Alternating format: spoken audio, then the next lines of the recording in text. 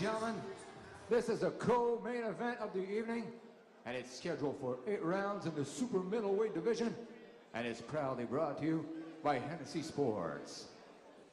The judges for this bout, Richard Carufel, Nicolas Esnault, and Claude Paquette. The referee, Steve Saint-Germain. Introducing first, in the blue corner, he weighed in at 171.5 pounds, wearing black with silver trim.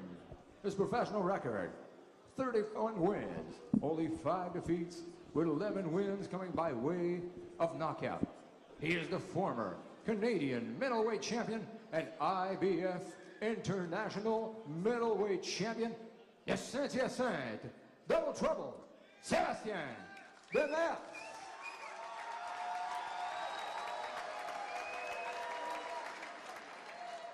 His opponent in the red corner, he weighed in at a solid 172.5 pounds. His professional record, an excellent one. 14 wins in 15 outings as a professional, with 9 wins coming by way of knockout. In 2008, he captured Olympic gold. He is the current European and WBC silver super middleweight champion from London, England, James Chunky DeGale.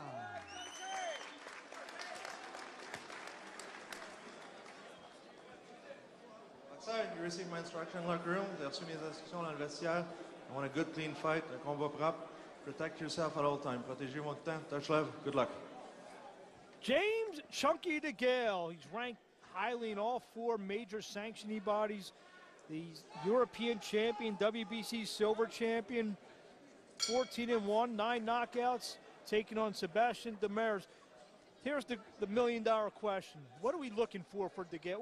What would you, being a boxing pundit, as DeGale comes out quickly here, what would be a successful outing for DeGale in your mind? Well, we know what the expectations for DeGale are. We know what his skill set is. So I don't think that anything less than a stoppage for him against a short notice opponent is going to be impressive to anyone. And it looks like he's going for it. Going for it.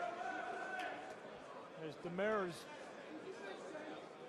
eats a shot on the ropes. Playing a little bit of trickery in the media earlier on this week, saying, no, I'm just looking to go the rounds. It didn't look that way here in the early going.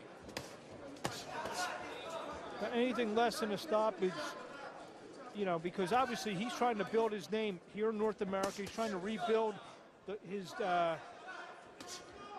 aura since the loss of Groves. He's done a nice job with it since.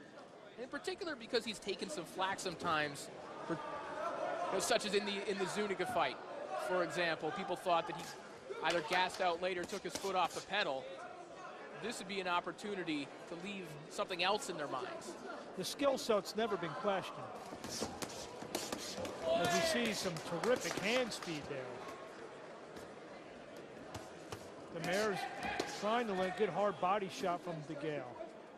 This is the game plan for Demers, who of course has had that layoff, is to stay safe, stay tight, and only throw meaningful stuff. Demers is trying to hang in there early. And he ate about 5 punches there. Wicked combination.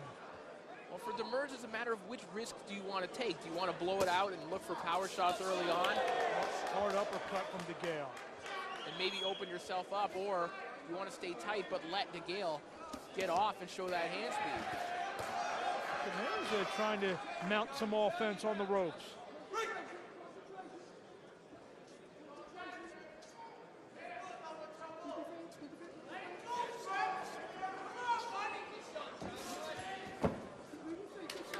DeGale promoted by Hennessy Sports. Flicks the jab out. Hard! Left hand, and now he has Demers on the ropes. See, there's a situation there, like you mentioned before. He landed 3 or 4 punches and kind of backed off a little bit. Well, he has been criticized at times for, taking rounds off, like a lot of supremely talented fighters and really good amateurs, I think, in particular, will take rounds off and kind of fight in spurts when they know they're not in trouble. They're going to do simply enough to just enough to win.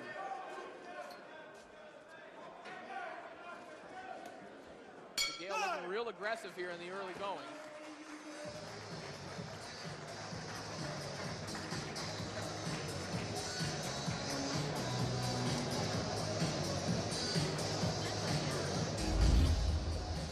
Take a look at some of the action, and DeGale came out firing in the early going, and Demers, as he's always been, what he throws is going to be hard.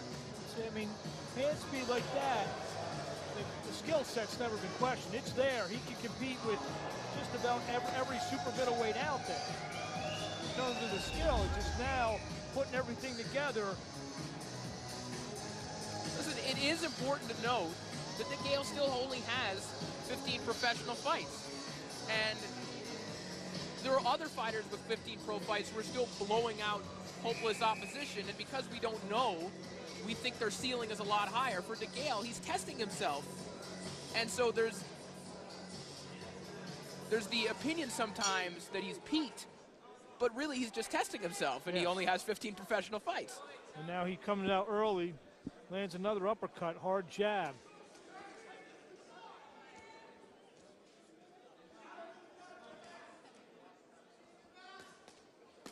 Demers trying to pressure DeGale, but DeGale firing back.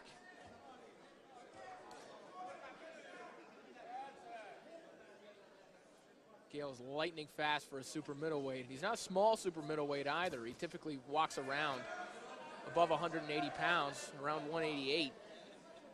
Gets down to a trim 168 for these fights, although this one at a catch weight. DeGale again lands 3 or 4, gets out before Demers can do anything. The nose is bleeding now of Demers. Demers trying to land some shots again. Demers' best opportunity is situations like here. Try to get DeGale on the ropes. The middle of the ring, it's no contest like here. DeGale is comfortable going on the ropes. He's comfortable fighting off of them. That is Demers' best chance. Because he has no chance in the middle of the ring as far as I'm concerned. Although Demers is rusty, I mentioned he has been a sparring partner for Saki Obika, preparing him for his eliminator bout. He's been in there with Eleider Alvarez, David Lemieux, who's been in the ring, but this is a different league. Good left hand from DeGale, a hard left hand, and Demers is hurt, takes a knee, and he is in some serious discomfort here. A wise decision, and I don't think he's going to get up from this, Mark. He said no, this fight's over. Second round stoppage, James DeGale. That was a wicked uppercut. So he passed the Corey Erdman test tonight. I'm the deciding factor. And that's it. That nose is only after, round and 2/3 almost. Well, Demers took this opportunity because it was good money on short notice. And for a guy with another child on the way, his wife is pregnant right now, another $11,000 is a big deal. James DeGale. Impressive. Someone in the crowd just shouted at Jean Pascal. That's because in the media here in Quebec, it was reported that DeGale offered to step in for Lucian Bute on May 25th. Of course, that fight will not be taking place, but I think it shows that DeGale, for the right money, would take that kind of step up, would take a world title fight. There's that old axiom in boxing that you never turn down a world championship fight, but in the meantime, he's going to stay busy and look impressive like he was here in the second round. Big uppercut, big left hand. You're going to see the finishing blow right now. Bang. That's a Rock'em Sock'em Robots type uppercut, and he was snapped. If you're a rusty fighter, if your timing is off, a guy with this kind of blazing hand speed is not the way to get back into it. Let's go up the ring announcer, Pierre Bernier. Ladies and gentlemen, the end comes at 1 minute and 58 seconds of the second round. The winner by knockout, James Chunky DeGale. James DeGale, the Olympic gold medal winner,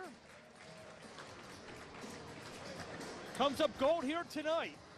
Second round stoppage over Sebastien Demers here at the Hilton Lac Lamy in Gatineau, Quebec, here on Welt TV. Again, tomorrow on Welt TV, Planet Luxury. On this episode, we're talking diamonds with some jewelry experts in New York City. And check it out, weekend getaways with multimillionaires in the form of high-end houseboats. That's tomorrow at 7 a.m. and 4 p.m. Eastern Time on Welt TV. Be looking live to Saul Carrion, just moments away from coming out for his main event with Gisela Maduma. But let's throw it to Corey Erdman, who has the winner, James Chunky DeGale.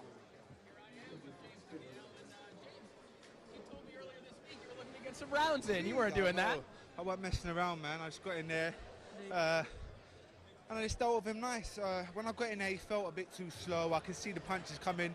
So, yeah, I just opened up on him and then boom. But I think the finishing shot was a nice uppercut, right? An uppercut, which, listen, if that hits anyone, that's going to hurt and they're going down. So. You did that a couple times throughout the fight. Was that something you saw early on, that he was kind of ducking down and you had that? Yeah, we've been working on the inside work in the gym as well. Just in that circle, bringing them up through the middle and around the side. And I think in the round and a half that you see a couple of uppercuts, little hooks. So I'm just learning in the gym every day. I think people, when they see you in a fight like this against someone who is short notice, they kind of expect you to get him out of there. Was there a part of you that wanted a good stoppage like that for all the people that say, hey, James takes rounds off sometimes, you know? Yeah, definitely. I wanted, say when I got offered to come over and box, I was like, yeah, let's do it. But I wanted to put on a good performance. To be honest, I thought I was going to get a couple rounds with Sebastien, but obviously the power and the skill and the angles were too much, but yeah. I know there was some talk of you maybe stepping in and facing Jean Pascal, and you put on a good performance here in Canada. Is there anything you want to say to those guys, perhaps? Wait, listen, let me tell you something. Give me a couple more fights. Let me keep the momentum going, and please believe me, it's going to be hard to beat me. As I say, give me another couple of fights, I'm willing to fight any of them. I'm going to be a world champion by the end of this year. Please believe me. I certainly believe that. James DeGale, congratulations. Thank you, thank you. Mark, back to you. James DeGale